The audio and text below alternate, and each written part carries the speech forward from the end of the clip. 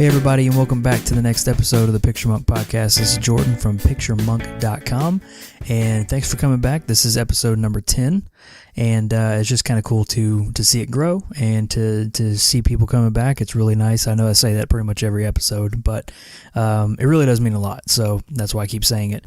So let me go ahead and start this off with some news articles I found. And some of them aren't really news, but they're just really cool things that I found that might benefit other photographers out there. So the first one is Facebook. This one gears more towards video, but if you are a photographer that relies on video, maybe getting your business out there, this is kind of a cool thing to check on. So Facebook is actually giving more of a priority to videos posted on Facebook. So if you go if you go under like a business page and you'll see a videos tab, those videos are going to be more cataloged and put into a timeline as you would normally see with the regular timeline in Facebook. And you're also going to get a more organic reach from those videos. So basically what that means is when you post a video out there, you're going to get more people seeing it because Facebook says, hey, he's posting a video. Let's go and get that into as many people as we think he would want to see, he or she would want to see. So let's go and put that out there and pay more attention to that. And that as opposed to maybe you have your video on YouTube and you post have a post there with a YouTube link. They're not really going to care about that because your video is not hosted on Facebook. So instead of posting your video on YouTube and putting a link, now you can actually just put your whole video on Facebook and you'll get more eyes looking at it, which is ultimately what you want anyway if you're a business. So I thought that was really cool. And if you follow me on Facebook, you can go to facebook.com/PictureMonkPhoto. That's my Facebook community page. I'm probably going to be posting most of my videos there just for that organic reach reason. I'm still going to post them on YouTube because, YouTube is obviously a bigger video source and, a whole lot of eyes are looking at YouTube. So I'm going to be posting both of my videos there. So just to see how, like as a little experiment to see what happens. I thought that was really cool to bring up. So if you are a business owner and you run a photography business and you put videos out there, just make sure to think on that and you might actually get more traffic. All right, the next little tidbit I found in photography is from a photographer named Mike Kelley. Some of you might have heard of him, might not. He's kind of known for his architectural photography, and that's kind of where I noticed him from because I would I think I saw him on F-Stoppers, I believe that's where it was. F-Stoppers had a video guide that they were selling that had Mike Kelley's photography in it, and he would take you on scenes and jobs with him, and you basically just follow around and see how he takes his photos and see how he post-processes them. And that sort of stuff I really like.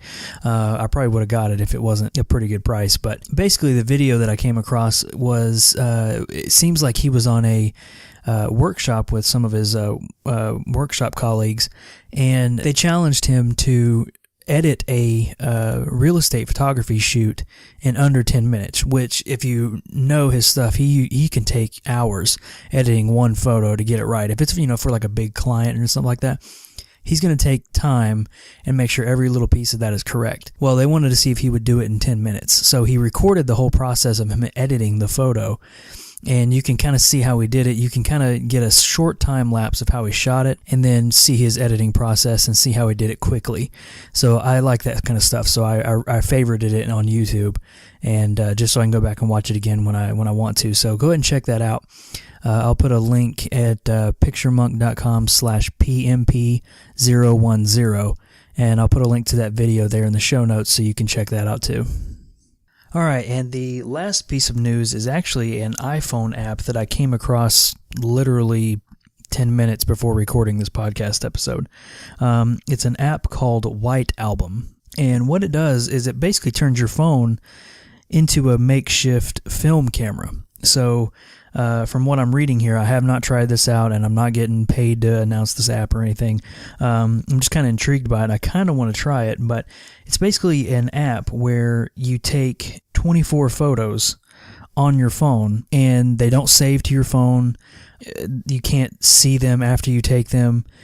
So it's acting like film, And what they do is they gather those 24 photos, and then after the 24th photo, they send them to you in the mail as prints, which I thought was really cool because you can't retake a photo, you can't edit the photo, you can't do anything to the photo. It's basically back when you had to use film, and once you click that shutter, that's what you had. So I thought that was a really cool app. I don't have much to say on it just because I just found out about it, so I'm still reading about it, and I just now signed up for it to see what it looks like. I might go through and see how it works, and I'm sure I can decide whether I want to edit or I want to order the photos after that. But I just thought that was really neat to check out. Maybe you guys want to check out if you do like handheld prints. They look like they're really high quality prints, so check that out if you want to go that route on getting some prints directly from your iPhone. Alright, so let's get into this week's topic. What I want to kind of go over is the five or so, I might throw in a couple extra, 5 or so things that I do to every photo before I put it on Facebook, or even do my more creative edits. I want to run across those things real quick because it's good to have a workflow if you're a photographer, not only to further your photography and keep you more organized, but it also, you want to make sure that you have the same quality all the way throughout. Let's go ahead and get into it. The first thing that I do to every photo is, if I don't have it set in camera, or I have it set in Camera Raw or in Lightroom, depending on which edit suite that I use, I always change my photo to 300 ppi, so pixels per inch. I always change it to 300 ppi, and the reason I do that is because if I do ever want to print my photo, it's ready to go. 300 ppi is the optimal pixels per inch that you want to use when printing a photo. So basically what that means is every inch of the photo, for every square inch, there are 300 pixels that make up that inch.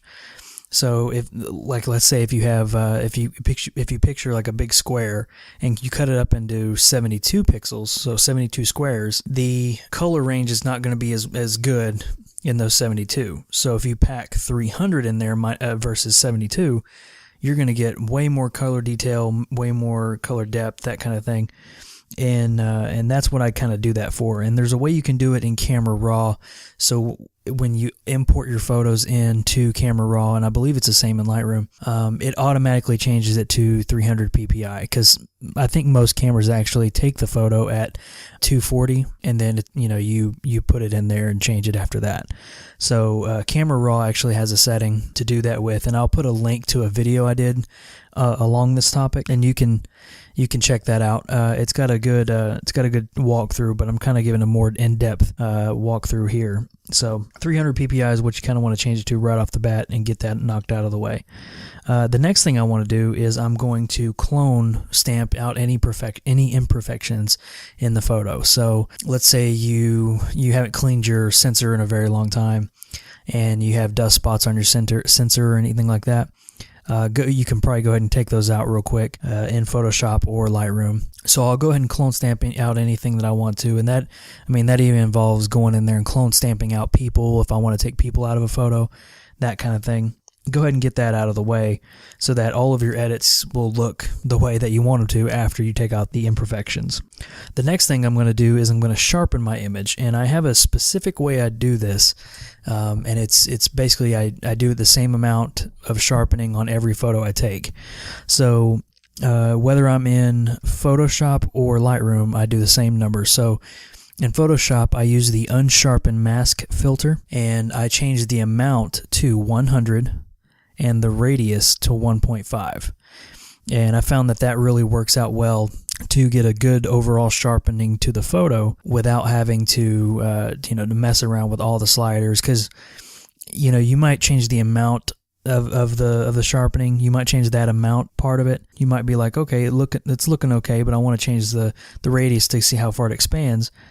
And it just, it might be too crunchy looking, and you don't really want that. So I found the 100 to 1.5 radius works really well when sharpening your images, and it's the same in Lightroom. The only thing that I like about doing it in Lightroom is the threshold. You can actually see how much sharpening is going on either on the whole photo or the edges. So what the threshold slider does when you're in Lightroom is when you have it set to 0, it's applying that sharpening all the way through the whole photo. And when you slide the threshold to the right, so you're giving it more of a number there, it's actually sharpening the edges of whatever is in your photo. So if you have people, instead of sharpening their face, it's sharpening the edge around their head and their hair and stuff like that. So that's what you really kind of want to do for people. If you have like a nice portrait of somebody, you probably don't want to apply really intense sharpening to their face. You want to try to keep it smooth and just apply it to the surroundings of them, and that'll be a more flattering result. All right, and the fourth thing I'm going to do is I'm going to apply some contrast to the photo.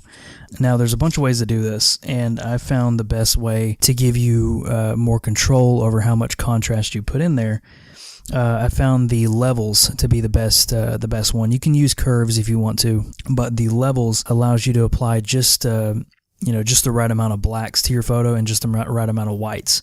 So what I will do is I'll bring up the levels in Photoshop. In Lightroom, you can do the same thing. Just use the points tab under the curves, and I'll hold the Alt key on a PC or the Option key on a Mac. And when you do that and you start sliding the slider over, you're gonna see what's coming back from the photo. So let's say you have the black slider and you hold the Option or Alt key. It's going to turn your whole photo white, and then you slide over, and as you slide, you're bringing back more of the blacks in your image. So that way you can see what exactly is coming through. Once you let go of the Alt or Option, boom, you have all the contrast of the blacks that you want. Now you got to go over to the whites and do the same thing, and you can bring back as much whites as you want. So you can get really contrasty in there if you really wanted to. But I like to do it just when I'm seeing detail just a little bit when I hold the Alt or Option key. When you do that, you're basically saying when figures or my object starts coming into my photo, that's where I want to stop. And the same thing with the whites. You can actually do it by eye if you wanted to, but I like doing that.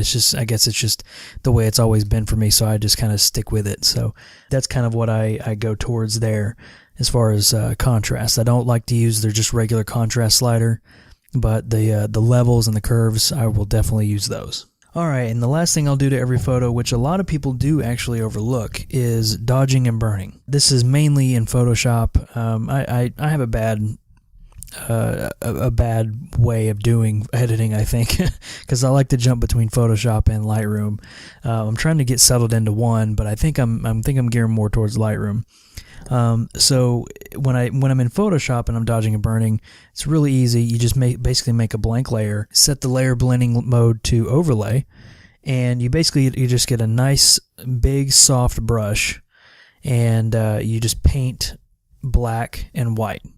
So black will darken parts of the image and white will lighten it. So you're burning a lot of the darker images with the black and dodging a little bit with the whites. You kind of want to make sure you have a lower opacity brush so it's not as intense, but you kind of want to play around with it a little bit. Once you do that, you kind of find your way around that. So in Lightroom, it's a little bit more difficult because you have to play around with all the brushes. So what I'll basically do is I'll get one brush. If I'm gonna dodge, which is the lightening of it, I actually won't go right towards the exposure slider. I'll actually get the shadows and the highlights. So I'll take the shadows and bump up the shadows, and take the highlights and bump down the highlights, and then kind of paint that way, but just kind of lightly paint over it. And then once you have your painted areas that you want, you can obviously play with the brush settings there. And I'll do the same thing with the burning, but I will take the exposure because I want to make sure I want to back down all of that. So I'll do the same thing with that. So that's kind of how I do dodging and burning in both of those. I actually prefer Photoshop for the dodging and burning just because it's a little more easier, a little more control, I believe. And I've gotten better results with Photoshop. So those are the kind of 5 things that I'll do to every photo. Obviously, I got way more to do, so I'll apply the vibrance, more saturation, maybe a little color balancing, selective color to if I don't want to bring out the sky, I might darken the blues a little bit, that sort of thing. Yeah, this is just kind of like a basic workflow that I do, but those 5 steps really only matter, the 3% that it actually does, because some of that stuff you won't really see, like the PPI, you're not really going to see that unless you print it out. It's going to make your photos look really good on the web, though, as long as you got enough, it's going to increase the file size of your photos. So as long as you have enough storage on your website, that sort of thing, it's going to make your photos look really good, but you're not going to see that. So I try to keep all my quick edits like that as short as possible, just because I know that's so mundane. That's kind of my workflow through that. And I'll probably actually make a couple presets in Lightroom and actions in Photoshop to take care of some of that. I've just gotten used to doing it on my own. So that's about it, guys. That's about it for the 10th episode of the PictureMonk podcast. Hope you guys are enjoying it. Thanks for coming back. Thanks for rating the show. I appreciate that, rating it on iTunes. And for all the links and all the stuff mentioned in the show, head over to PictureMonk.com/PMP010, and you'll be able to see all the stuff in there. And look out this coming week for a couple more tutorials, a couple more videos that I have coming out. So follow me on, subscribe to me on YouTube, follow me on Twitter. I tend to post more stuff on Twitter, so follow me there. Google Plus, if anybody ever still uses that, and Facebook. So hope you guys enjoyed the video, and I will see you in the next podcast.